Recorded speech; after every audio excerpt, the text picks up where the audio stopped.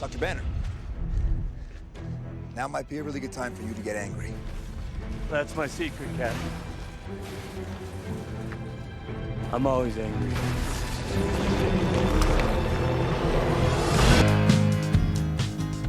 All right, we want to find out why different instruments sound different, so let's dive right in. Here are our clues. 1. You can make objects vibrate at different frequencies by driving the wave at a faster pace. 2. Instruments can be made to play the frequencies in the harmonic series in a similar fashion. And 3. Waves stack on top of each other through the principle of superposition. It's time to bring all of this together and solve the mystery. Our first step to getting there is to show you something I've kind of neglected, and that is that instruments, when they play the notes in the harmonic series together, they form a really nice major chord.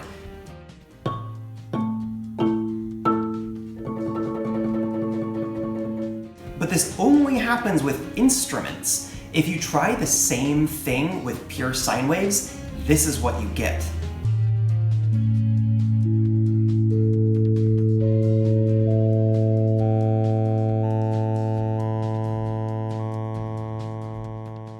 Okay, this is huge. At first you can hear the distinct tones stacked together like a chord, but after the third or fourth you really can't anymore.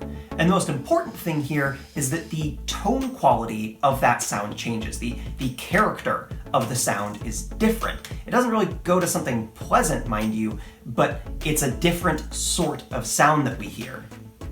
Okay, so you know that scene from the first Avengers where Captain America tells Bruce Banner that now would be a really good time for him to get angry, only for Banner to reveal that that's his secret, that he's always angry? Well, that's the secret of instruments in the harmonic series. It's not that instruments can play all of the notes in the harmonic series. I mean, they can. Well, some of them can. It's not just that they can, but they always are. Instruments are always playing all of the notes in the harmonic series, and this is why they sound different. So it works like this. Every instrument plays all the notes in the harmonic series, but in different amounts. So a given instrument might play the fundamental really loudly, only has a small amount of the second and third harmonic, has a lot of the fourth and fifth harmonic, and a pinch of the sixth. And that unique set of sounds strikes your ear as being a trumpet. This is something you can also see. These are recordings I took of my kalimba, cavaquinho, and marimba with a reference sine wave. If you did your superposition work last week, you should see what's happening here. The kalimba has a strong fundamental and what appears to be a really prominent seventh harmonic. The cavaquinho seems to have a moderately weak fundamental with a strong second harmonic, since there appear to be 2 major peaks per cycle. And there's a really prominent high harmonic in there, but I can't tell what it is. And the marimba is...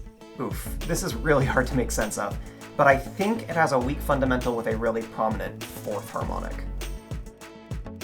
And all instruments look like this. If you zoom in on their waveforms, you can see what they're really made of. Different proportion stacks of the notes in the harmonic series. So there's this really cool demonstration that shows you that the harmonic series, and just the harmonic series, is hidden in the notes of all instruments. But I would need a piano to show you. I know, this is a job for... Hang on a sec. Hello? Hey, son. Hello, visit my mother, the high school choir director. Yeah, I am your mother. I am a high school choir director. That's weird. Are you okay? Yeah, I'm doing well. In fact, I was just about to call you to see if you could help out. Sure, what can I do for you? So I'm showing my students how timbre is made from instruments playing notes in the harmonic series, in different amounts. I bet you want me to show how it works on the piano, right? Yes, that would be amazing. I'm happy to do that. Thank you so much. Bye, Mom. Bye.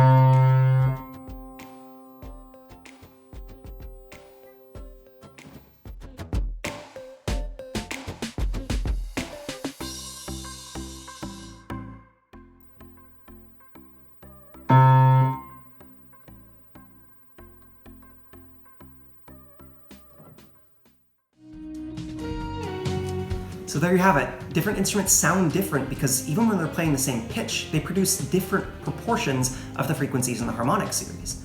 And this is one of my favorite facts in the universe, because our brains and ears, even when they're being bombarded by all sorts of sounds, we can disentangle everything and make sense of it all.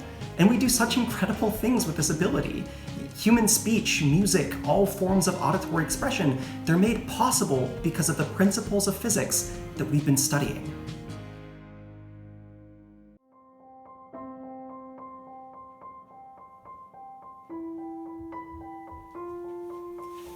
So, this was my final lesson. I didn't at all expect that this was how I would be finishing my first year of teaching, but I think really the saddest part of it to me is that I don't get to say goodbye to you. I don't get to say goodbye to my students. You know, this was my first year as an official teacher, and I can't think of a better environment for it. I messed up a lot this year. You know, special thanks to my second period students that were patient as I made mistakes and then helped me build better lessons. You all did. I'm a firm believer that a successful classroom is one in which there's a partnership between teachers and students. And as I shared my love and passion for physics, you all helped me to become a better educator, and I'm immensely grateful for that. I hope that one thing that you have taken away from this year is that physics is everywhere. It describes the motion, the behavior, the properties of all sorts of things. But physics is not just something that's touched by a super collider in CERN. You know, just as I did experiments with random stuff in my apartment, you too can see physics in the world. Physics is the language of the universe, but it's decipherable by each and every one of you, provided that you know where and how to look. So, stay curious, stay passionate, and when this pandemic is over, come back and say hi.